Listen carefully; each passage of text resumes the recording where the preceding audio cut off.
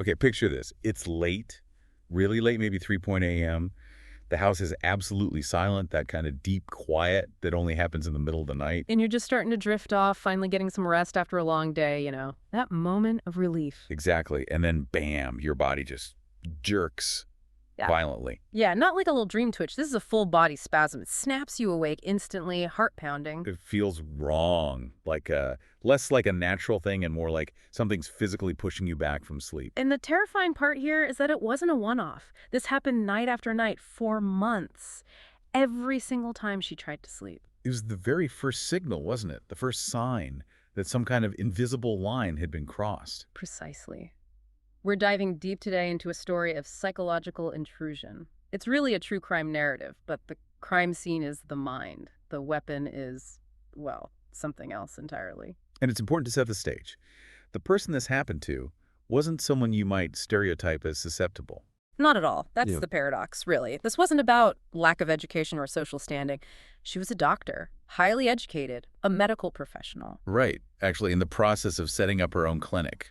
Grounded in the rational world, you'd think. And that's critical context. It highlights this universal vulnerability that some sources link to certain spiritual practices people explore, things like tarot, maybe energy work, specific meditations. Practices that, according to this account, inadvertently opened a door. Exactly, a door to something malicious. So today, our mission is to trace this chilling timeline, step by step. How does a successful doctor get pulled into this terrifying alternate reality dominated by voices claiming divine power? Well, the timeline seems to start back in October 2021. That first month, it was just those physical jerks when trying to sleep. Disturbing, yes, but maybe explainable. You could try to rationalize it, maybe stress, but it didn't stop there. No. After the physical stuff came the emotional breakdown. Just this constant, heavy sadness, unexplained melancholy, crying for no reason she could pinpoint. An internal storm she couldn't control. Then the sensory disruption started. Tinnitus, that persistent, high-pitched ringing in the ears. Which must have been incredibly anxiety-inducing on its own. Absolutely. And then the anxiety kind of evolved. It became a conversation. The voices started. Yeah. But not just any voices. No, these were authoritative. The first one identified itself immediately. Prophet Moses. Wow. Using the specific term Sayyidina Musa, right? Exactly, Sayyidina, our master or our prophet. It's a title demanding deep respect in Islam, so right away it's leveraging faith to establish control. And the message itself. Classic manipulation, really. Yep. A promise of a better life, spiritual elevation, but only if she obeyed. Absolutely, without question. And then they doubled down. Almost immediately, a second voice appeared. The king of prophet Moses. So now it's not just one prophet, it's a whole hierarchy reinforcing the demand. You can see how overwhelming that would feel. So she tries to explain this, the crying, the voices, the lack of sleep, to her family, her husband. And their reaction was, well, understandable from their perspective. They saw someone in crisis, a mental breakdown. So they sought professional help, psychologists. Yes. And the diagnosis, medically speaking, was clear. Severe auditory hallucinations. Which makes sense based on the symptoms described to a doctor. But for her experiencing it, the way the voices operated, their sophistication, they felt utterly real. And this is where things really start to unravel. The manipulation gets deeper, more insidious. They started using religion itself as a tool. Right, a scriptural invasion. The voices began quoting the Quran, specific verses, seemingly pulling them out of nowhere, but always twisting them to fit their narrative, to fit her life. That's terrifying. Using the sacred text to legitimize the delusion, how could a believer argue with that? It's incredibly difficult. And they use that perceived legitimacy to dismantle her actual identity, her life as a doctor, a mother. It started to fade. Through this elaborate past life story. Exactly. They convinced her this current life was just temporary, almost an illusion. Her real self was ancient, divine. She'd been Prophet Moses' wife, they said. Oh, yeah. She'd been Queen Nefertiti. Wow. And, maybe the most potent one, psychologically, she'd been Mary, Sayyidin Maryam, mother of Jesus, basically telling her, your everyday struggles, they don't matter. You're holy royalty. And that led to that incredibly disturbing experience involving the crucifixion. Yes. They didn't just tell her she was Mary, they plunged her into the crucifixion narrative. From Mary's perspective, she wasn't just reading a story, she was feeling it. Experiencing the agony of watching her son suffer as if it were real, happening right then. She described crying for hours, completely detached from her actual children, her actual life, just shattered by this relived trauma. The psychological damage is hard to even comprehend, and this led to cognitive problems too. Major ones. Time distortion was severe. She'd sleep for 6, 7 hours, but it felt like maybe 30 minutes. She lost track of days, weeks. The outside world just slipped away. And the forgetfulness. Forgetting her own children. Heartbreaking. She started questioning if they were real. And her communication broke down. Her native Arabic, usually fluent, became halting, stuttering. She could barely talk to her family. Why? What was happening internally? Her mind was just full, overloaded. He described it like a radio stuck on one station, playing constantly, just Quranic verses over and over, filling every cognitive space.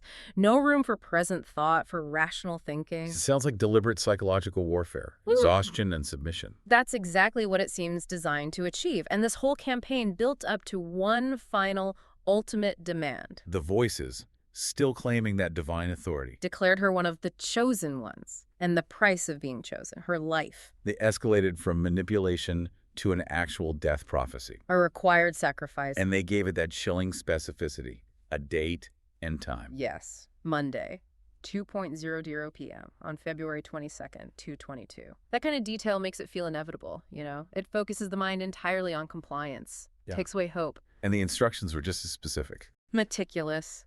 Write a will, give away everything you own, go to your family and say goodbye. Forever. But they offered a reward, a spiritual incentive. Oh, yes. A glorious journey.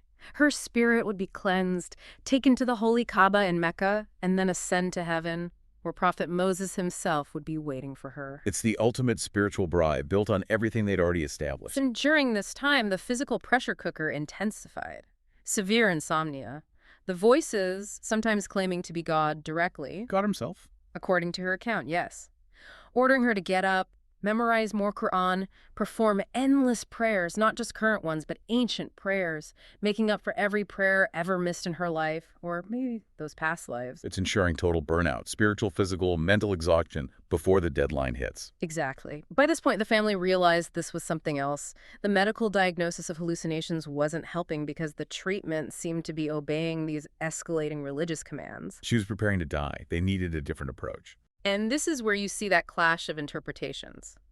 They turned to religious scholars, including some from the prestigious Azhar University in Cairo. And their assessment. Unanimous.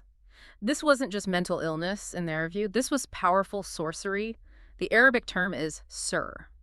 Okay, let's pause there. Sir, sorcery. That's a completely different framework from auditory hallucinations.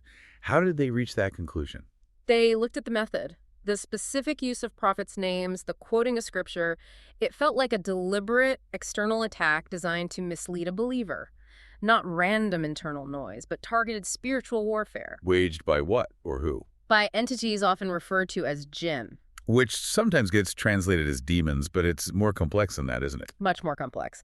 In this context, jinn are seen as intelligent, unseen beings who can interact with our world and, crucially, can use sorcery to influence or attack humans. So the scholars saw Sir as the weapon used to exploit her faith and create this delusion. Exactly, and that diagnosis was vital because it offered a different path forward.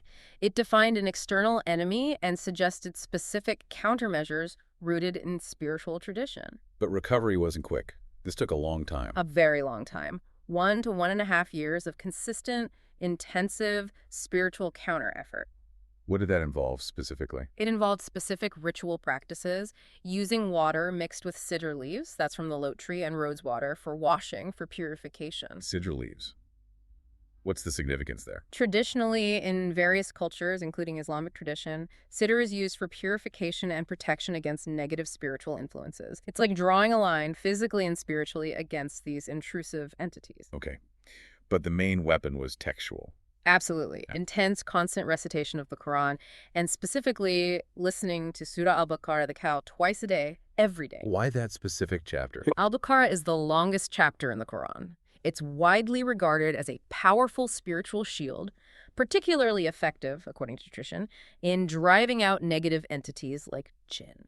So it was like fighting that internal radio, that constant stream of manipulated verses with the authentic source, reclaiming her mental space. And did it work immediately? Not instantly, no. But the sources say the voices did decrease significantly after the second major intervention, the second session of these focused treatments, but they didn't vanish completely. Ah, so there's a lingering effect. Yes, a shadow.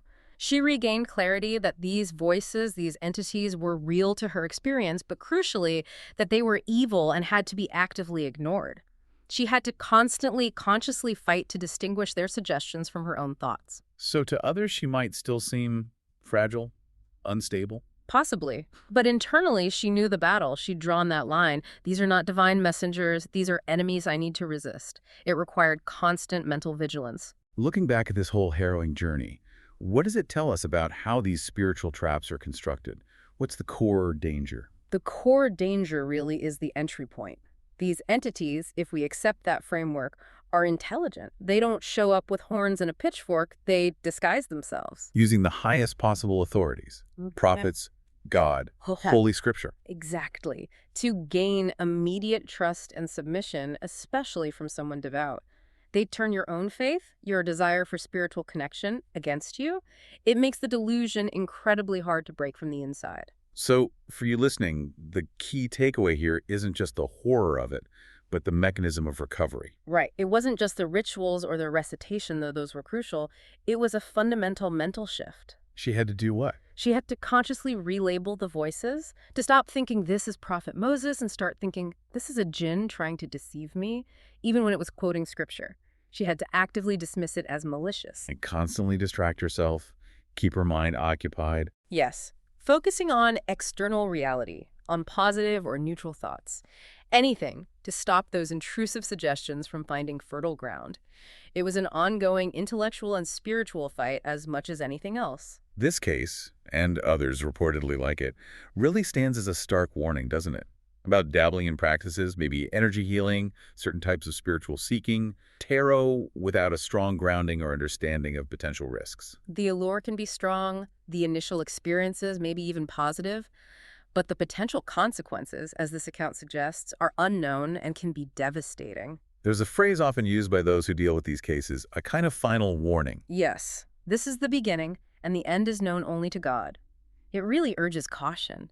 It suggests prioritizing established, grounded knowledge and spiritual paths over potentially opening doors you might not know how to close. A sobering thought indeed. Prioritizing solid ground over uncharted territory, especially when the stakes are your own mind.